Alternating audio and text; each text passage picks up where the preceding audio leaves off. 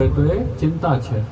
કોઈ પણ ક્ષેત્ર હોય, આગળ વધવું છે અને ચિંતા આવી ગઈ એટલે પછી બુદ્ધિ આગળને શુભ ભાવે નથી જોઈ શકવાની.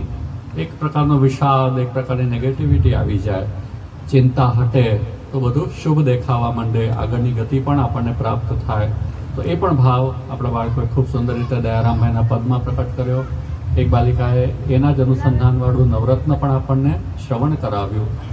યમનાષ્ટકની પણ ખૂબ સુંદર પ્રસ્તુતિ, નાટ્ય પ્રસ્તુતિ પણ, નૃત્ય પ્રસ્તુતિ જોઈ.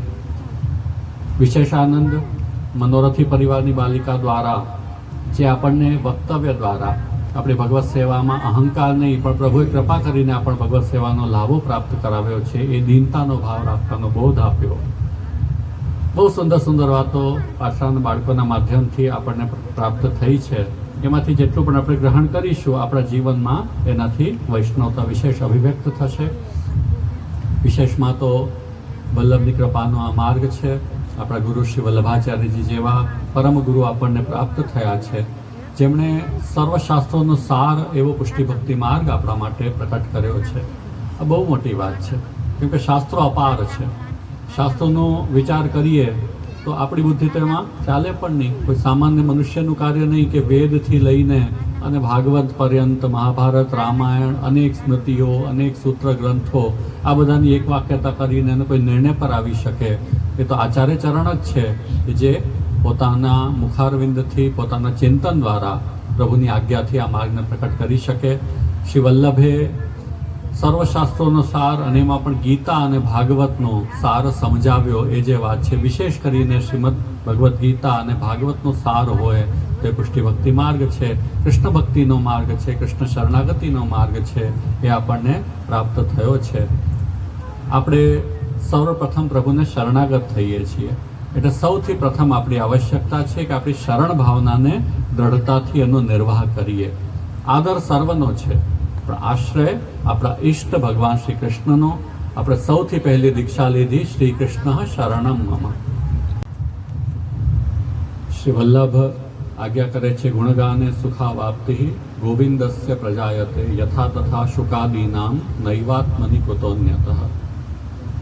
એટલે કે શુકદેવજી જેવા આત્મરમણશીલ મુનિને જે આત્માનંદમાં પણ જે સુખની અનુભૂતિ નથી થતી, એવી અનુભૂતિ એમને ભગવદ્ ગુણાનુવાદમાં થાય છે. એટલું બધું મહાત્મ્ય ભગવદ્ ગુણગાનનું છે.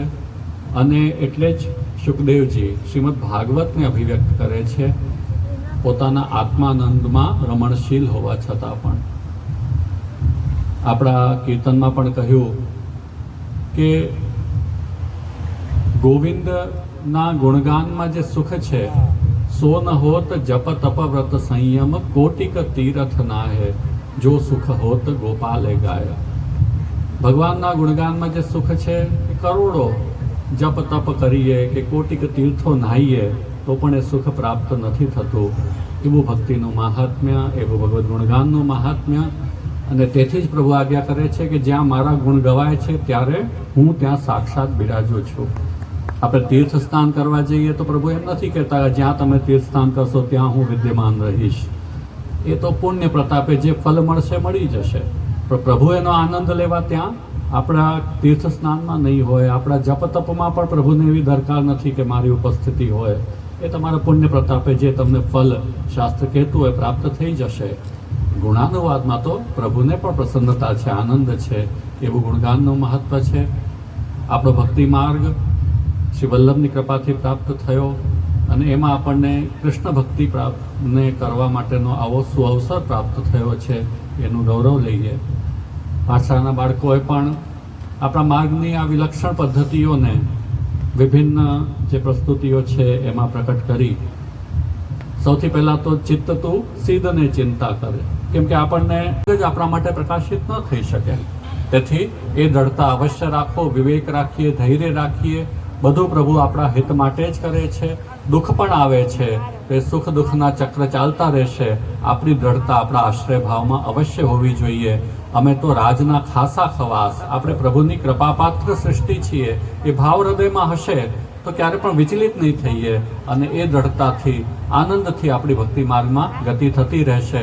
વિચલિત થઈશું અહીં જઈશું ત્યાં જઈશું બધે ભટકીશું, બધા મંત્ર તંત્ર જપ કરીશું, બધી માનતા માનીશું, તો છેલ્લે પ્રાપ્ત તો કશું જ નથી થવાનું. જે થવાનું છે એ નિયતિ જ થવાની છે, અને ભગવદ ઈચ્છા હશે એ જ થવાનું છે.